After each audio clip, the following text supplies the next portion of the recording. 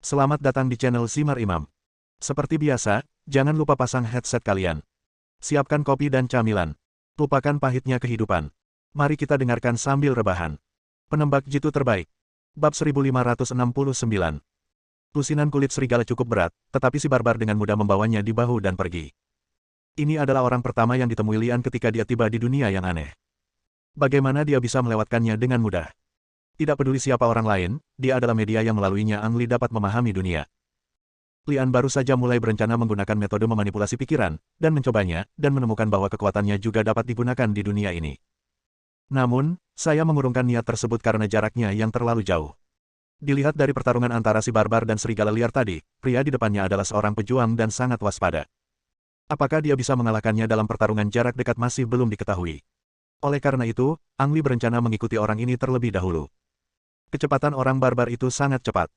Jika Lian tidak dilatih dan memulihkan sebagian energinya, dia tidak akan mampu mengikutinya. 2 jam kemudian, orang barbar itu tiba-tiba berhenti dan berbaring di rerumputan sambil menatap ke depan.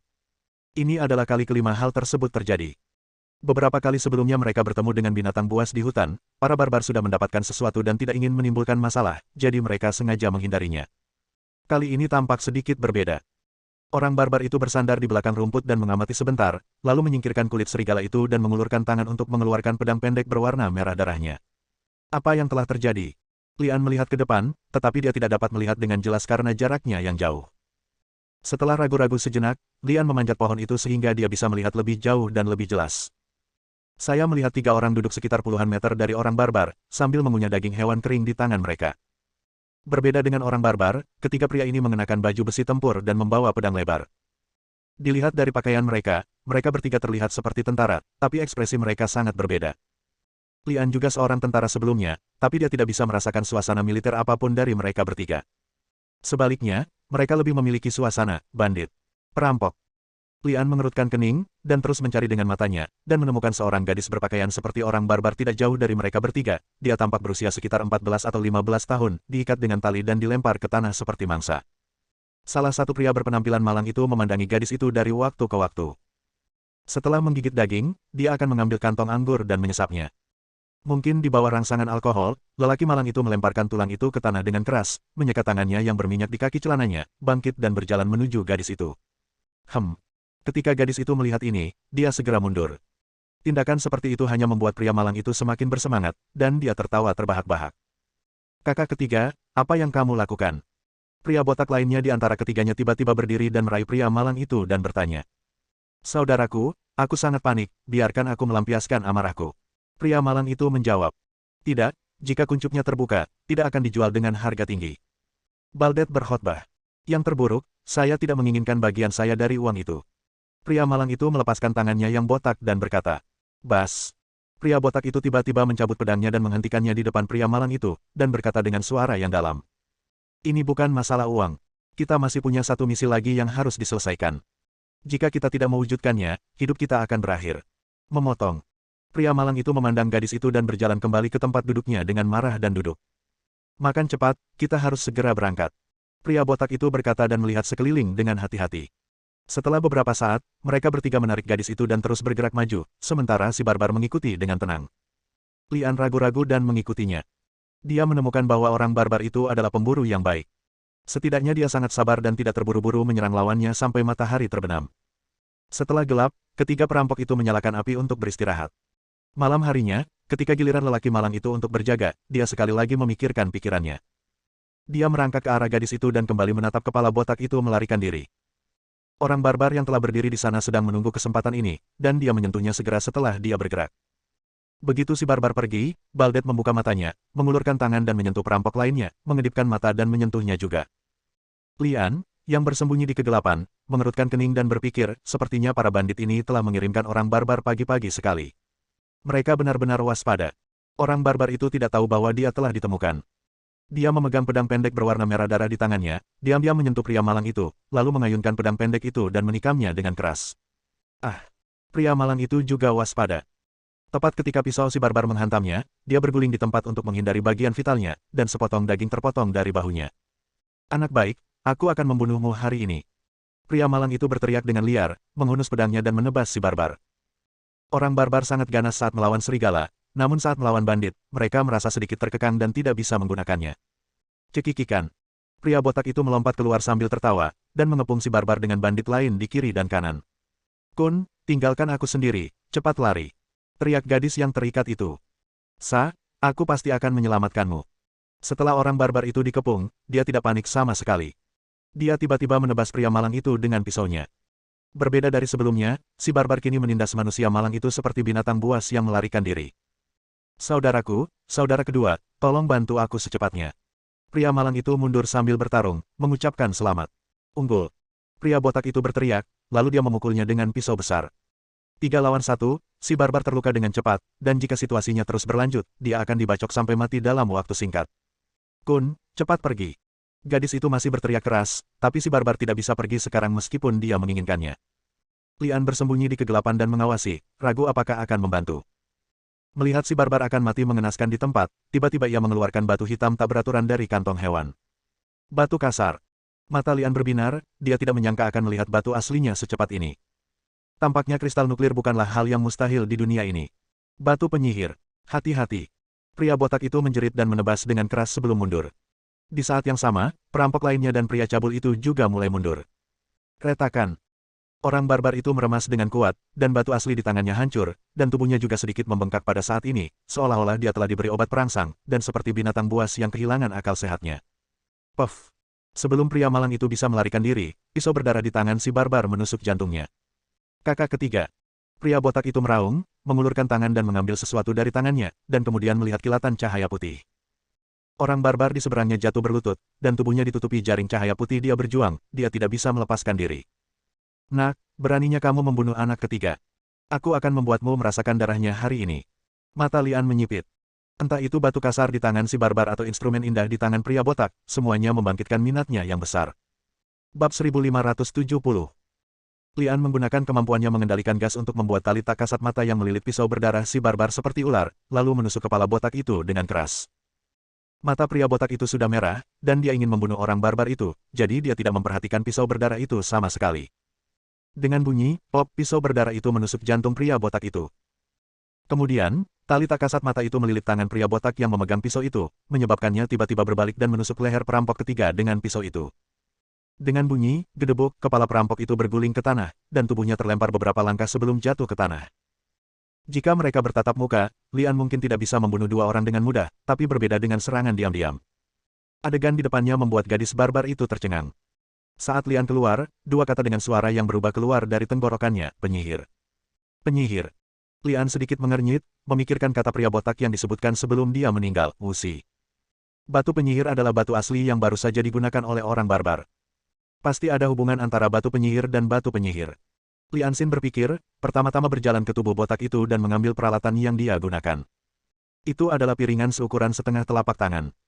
Bahan utamanya harus dari logam seperti kuningan, dengan 6 batu bertatakan di atasnya. Bagian tengahnya seukuran buah kenari, seperti batu kasar yang dipoles. 5 lainnya hanya seukuran biji ceri dan tersebar dalam pola tidak beraturan di sekitar batu aslinya. Mata Lian berbinar ketika dia melihat 5 batu ini, dan dia berteriak dengan semangat, susunan batu. Tidak hanya batu mentah yang ada di dunia ini, tetapi ada juga batu susunan. Setelah mempelajari singkat, Lian memutuskan bahwa instrumen di tangannya sebenarnya adalah senjata ajaib, yang digerakkan oleh batu formasi dan batu asli. Batu formasi dipasang pada peralatan, tetapi batu aslinya dapat dilepas. Dengan kata lain, batu asli dapat diganti jika energinya habis, tetapi batu formasi tidak bisa. Ketika energi batu susunan habis, itu berarti senjata ajaib tersebut kehilangan fungsinya. Lian juga seorang ahli formasi. Pada pandangan pertama, dia dapat melihat bahwa senjata ajaib ini agak kasar, tetapi dia membaca beberapa informasi yang sangat berharga darinya. 1. Ada Master Array di dunia ini, jika tidak, mustahil membuat senjata ajaib seperti itu. Juga menjelaskan, gerbang neraka. Level dari Master Formasi yang menciptakan senjata ajaib di depannya mungkin sangat rendah, tetapi skill dari Master Formasi yang dapat membuat gerbang menuju neraka sangat kuat. Kedua, batu formasi dapat digunakan seluruhnya dalam kombinasi dengan batu aslinya, yang menunjukkan bahwa keduanya telah ada di dunia ini dan ditemukan serta digunakan dalam waktu yang sangat lama. Ketiga, saat berada di kota kekacauan, energi dari batu aslinya bocor, namun sepertinya tersembunyi di dunia ini. Hanya dengan menggunakan kekerasan untuk memecahkan batu asli seperti yang dilakukan orang barbar tadi, energi dari batu asli dapat meledak. Atau bisa digunakan untuk mengerahkan kekuatan batu aslinya seperti senjata ajaib. Keempat, Lian mencobanya dengan mengetuk batu asli dengan ujung jarinya, dan menemukan bahwa dia bisa langsung menyerap kekuatan batu asli, yang membuatnya merasa lega. Selama batu kasarnya cukup, terobosan bisa terus dilakukan. Setelah memastikan hal-hal ini, Lian menyimpan senjata ajaibnya terlebih dahulu, berencana untuk mempelajarinya dengan hati-hati ketika dia punya waktu, dan kemudian berjalan ke arah orang barbar itu. Jaring cahaya putih yang membungkus tubuh si barbar masih ada, membuatnya berlutut di tanah tidak bisa bangun. Orang barbar itu terlihat sangat buruk sekarang. Pembuluh darah di wajah dan bagian lain tubuhnya melonjak di bawah kulit seperti cacing tanah, seolah-olah akan menembus kulit kapan saja. Inilah alasan mengapa kekuasaan tidak bisa dilepaskan. Batu mentah dapat mengubah gen seseorang di kota kekacauan, tetapi hal itu dibatasi di dunia ini. Itu tidak bisa mengubah gen orang barbar, tapi bisa memberinya kekuatan yang kuat, membuatnya merasa seperti baru saja meminum stimulan. Namun, jika dosisnya terlalu tinggi, itu akan membunuhnya. Inilah situasi yang dihadapi kaum barbar saat ini. Jika energi dalam tubuhnya tidak dapat ditahan, ia akan meledak dan mati. Lian membuka paksa tinju si barbar, tapi sedikit kecewa. Batu aslinya telah dihancurkan menjadi bubuk, dan semua energi telah masuk ke tubuh si barbar. Namun, kontak ini juga memberi Lian keuntungan yang tidak terduga. Dia menemukan bahwa dia dapat menyerap energi dari tubuh barbar. Selama semua energinya tersedot, nyawa si barbar seharusnya tidak dalam bahaya. Lian tidak terburu-buru menyelamatkan orang barbar itu, tapi berbalik dan berjalan menuju gadis itu. Orang barbar itu menatap Lian. Dia tidak merasa bersyukur karena Lian baru saja menyelamatkannya. Sebaliknya, dia penuh permusuhan. Jika jaring cahaya yang mengikatnya menghilang, dia pasti akan menerkam Lian dan berjuang untuk hidupnya. Ketika gadis itu melihat Lian mendekat, awalnya dia ingin mundur dan bersembunyi, tetapi akhirnya, karena rasa takut, dia berlutut di tanah dan menempelkan dahinya ke tanah. Apa aku sangat menakutkan? Lian bergumam di dalam hatinya, dan di saat yang sama menebak bahwa tingkah laku gadis itu pasti ada hubungannya dengan penyihir yang baru saja dia katakan. Status penyihir di dunia ini pasti sangat tinggi. Lian yakin akan satu hal lagi. Karena gadis itu sangat takut pada dirinya sendiri, Lian memanfaatkan rasa takut ini untuk menanyakan beberapa hal, jadi Bang Zuo berkata dengan suara yang dalam, angkat kepalamu. Faktanya, Lian sedikit khawatir gadis itu tidak akan memahaminya, dan sekarang sepertinya dia sedikit khawatir. Gadis itu mengangkat kepalanya, tetapi tubuhnya masih dalam posisi berlutut, yang membuatnya terlihat sedikit lucu. Apa ini? Lian mengeluarkan batu kasar yang dia bawa dari kota kekacauan. Seperti batu kasar di dunia ini, energi dari batu kasar yang dibawa bersamaku juga tertahan. Batu penyihir, kata gadis itu dengan suara bergetar. Untuk apa ini? Lian bertanya lagi. Gadis itu tampak terkejut dan bingung. Dia tidak mengerti mengapa Lian menanyakan pertanyaan ini pada dirinya sendiri. Jawab pertanyaanku. Lian menatap tajam dan berteriak. Gadis itu begitu ketakutan sehingga dia menempelkan dahinya ke tanah lagi dan buru-buru menjawab, batu energi penyihir dapat memberikan energi untuk penyihir. Batu kekuatan. Lian melihat bahwa gadis itu memiliki sedikit pengetahuan tentang penggunaan batu penyihir, tetapi senjata ajaib yang mengakhiri kebotakan bisa dipastikan. Batu asli sangat sering digunakan di dunia ini, dan kebanyakan dikendalikan oleh penyihir. Dengan kata lain, pasti ada banyak penyihir di dunia ini, dan mereka memiliki kendali mutlak atas dunia ini. Oke, ayo kita pukul kepalanya. Perintah Lian. Gadis itu mengangkat kepalanya dengan takut-takut, matanya penuh ketakutan. Aku bukan orang jahat, kata Ang Li. Ketakutan di mata gadis itu tidak berkurang. Lian kembali menatap orang barbar yang akan meledak dan mati, lalu berkata, saya bisa menyelamatkannya. Setelah mendengar kata-kata ini, ketakutan di mata gadis itu mereda, dan dia berteriak dengan penuh semangat, tolong selamatkan Kun. Bab 1571. Menyedihkan. Lian memotong tali di sekitar gadis itu dengan pisau dan kembali ke Kun. Jaring putih yang mengikat tubuh Kun sudah menjulang, dan sepertinya akan runtuh sewaktu-waktu karena konsumsi energi. Di sisi lain, pembuluh darah Kun berada di ambang pecah. Percayalah padaku, kamu akan baik-baik saja. Lian mengulurkan tangan dan menepuk bahu Kun 3 kali. Setiap tepukan akan menyerap semburan energi dari tubuh orang lain. Setelah 3 kali, energi di tubuh Kun berangsur-angsur stabil, namun dia tetap terlihat menakutkan. Karena gadis Sa mengira dia adalah seorang penyihir, Ang Li memutuskan untuk memanfaatkan identitas ini dengan baik. Lian tidak tahu bagaimana penyihir di dunia ini merapal mantra. Untuk membuat dirinya terlihat lebih seperti penyihir, dia sengaja berjalan mengelilingi Kun. Setiap langkah yang dia ambil, dia menggumamkan kata-kata dan menggenggam tangannya apa itu. Arti dari segel itu. Akhirnya Lian berdiri di belakang Kun, menekankan tangan kanannya ke punggung Kun, dan mulai menyedot energi dari tubuh Kun. Boom! Kun jatuh ke tanah seperti balon kempes. Kun! Sa buru-buru naik untuk membantu Kun bangkit dari tanah, menyentuh wajah Kun dengan tangannya, dan bertanya dengan lembut. Apa kabar, kamu baik-baik saja? Tidak apa-apa. Kun menjawab dengan lemah, tapi matanya tertuju pada Lian. Niat membunuh sebelumnya telah benar-benar hilang, dan digantikan oleh rasa kagum. Setelah ragu-ragu sejenak, Kun berbalik dan berlutut di tanah, bersujud dan berkata, "Terima kasih, Tuan, karena telah menyelamatkan hidup saya. Mulai sekarang, nyawa Kun adalah milikmu, dan kamu berhak melakukan apapun yang kamu mau." Petik 2. Saya segera berlutut di tanah dan menyandarkan dahinya ke tanah. Lian sedikit terkejut, dia hanya berakting dalam sebuah drama, dan dia tidak menyangka memiliki adik laki-laki. Tampaknya status penyihir di dunia ini sangat tinggi. Batuk. Lian terbatuk ringan dan berkata dengan nada serius, "Bangun." "Terima kasih, Tuan." Kun berjuang untuk berdiri dari tanah. "Rawat lukamu dulu," perintah Lian. "Ya." Kun merespons dengan ringan, dan dengan bantuan Sa, dia memoleskan ramuan pada lukanya.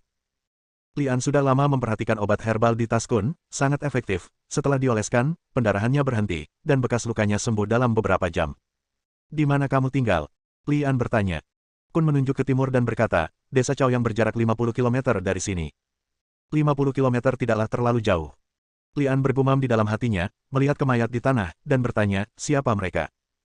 Ketika Lian mengambil senjata ajaib tadi, dia telah mengumpulkan mayat 3 orang yang meninggal, dan menemukan bahwa ketiga orang ini sangat bersih. Kecuali beberapa senjata rahasia dan obat-obatan, tidak ada yang dapat membuktikan identitas mereka. Namun, pria botak itu pernah menyebut kata, misi, jadi sepertinya mereka tergabung dalam organisasi tertentu. Kun berjalan mendekat dan memeriksa tubuhnya dengan hati-hati, dan akhirnya menemukan tato kepala elang di bawah pakaian kepala botak. Dia menoleh ke Lian dan berkata, mereka seharusnya dari geng elang terbang, yang mengkhususkan diri dalam melakukan hal-hal yang mencurigakan. Mereka sering melakukan serangan desa kecil seperti milik kita. Geng elang terbang. Lian menuliskan namanya dan mengikuti Siang Sa, mengapa kamu ditangkap oleh mereka? Apakah desa diserang? Kun jelas sangat prihatin dengan masalah ini, tapi dia tidak pernah sempat bertanya. Dia menatap Sa dengan gugup. Sa menggelengkan kepalanya dan berkata, saya bertemu mereka ketika saya pergi ke sungai di belakang desa untuk mengambil air. Desa itu tidak diserang. Lian mengerutkan kening setelah mendengar ini. Karena geng elang terbang berspesialisasi dalam bisnis teduh dan sering menyerang desa-desa kecil seperti Kun, mengapa kali ini mereka tidak menyerang desa tersebut dan hanya menangkap Sa? Hanya untuk pengintaian sebelumnya. Salah. Baldet mengatakan bahwa mereka masih mempunyai satu tempat lebih sedikit, jadi mereka menarik Sa untuk menyelesaikan tugasnya. Tapi kenapa kita menangkap pasirnya? Hanya kebetulan. Ada beberapa pertanyaan dalam proses ini, dan beberapa poin tidak masuk akal. Mungkin ada makna tersembunyi lainnya. Lian tidak dapat menemukan jawabannya untuk saat ini, jadi dia tidak terlalu banyak berpikir. Dia berkata kepada Kun, saya ingin mengunjungi desamu. Ini. Kun segera menjadi ragu-ragu. Apa? Apakah ada masalah? Lian bertanya dengan ekspresi cemberut di wajahnya. Kun sangat ketakutan hingga dia berlutut di tanah dan berkata, bukan itu maksudku. Hanya saja belum ada orang sehebat orang dewasa yang pernah ke desa tersebut. Saya hanya sedikit khawatir penduduk desa akan ketakutan. Petik 2. Jadi itu saja. Karena ini merepotkan, lupakan saja. Lian ingin mengunjungi desa itu hanya karena dia ingin tahu lebih banyak tentang dunia. Ketika Kun mendengar hal itu, dia langsung berkata dengan ekspresi ngeri di wajahnya, tolong jangan marah, Tuan. Sungguh merupakan berkah bagi kami bagi Anda untuk datang ke desa kami. Yakinlah Pak, saya akan mengatur masalah ini dengan baik. Lian mengangguk puas, menatap tubuh di tanah dan bertanya, bagaimana cara menghadapinya di sini? Kun menjawab, binatang itu akan datang dan memakan tubuhnya ketika dia mencium bau darah. Jangan khawatir tentang hal lain.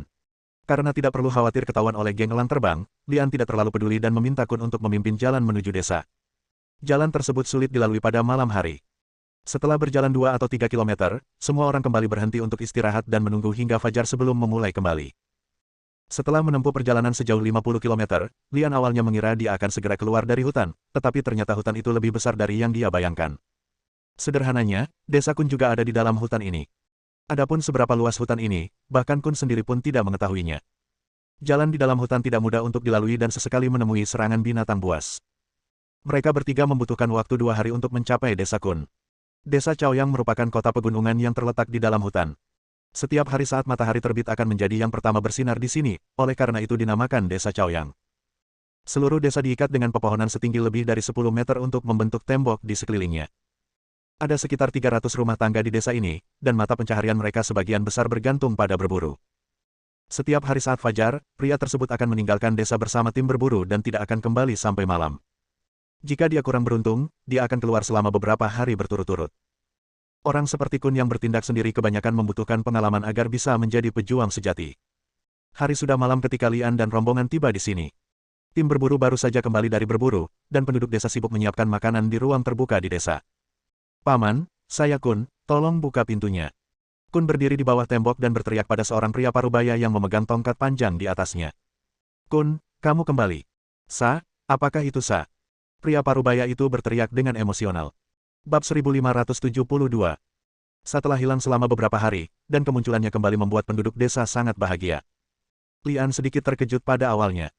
Meskipun seorang gadis cantik, dia akan begitu populer di desa. Belakangan Lian mengetahui bahwa Sa adalah cucu dari kepala desa tua. Kepala desa, lihat, ini Sa. Kun telah membawa Sa kembali. Seorang pria setinggi hampir 2 meter, dengan perawakan kuat dan hiasan tengkorak sapi di kepalanya keluar dari kerumunan. Dia adalah kepala desa-desa Chaoyang saat ini, yang dijuluki Raja Sapi.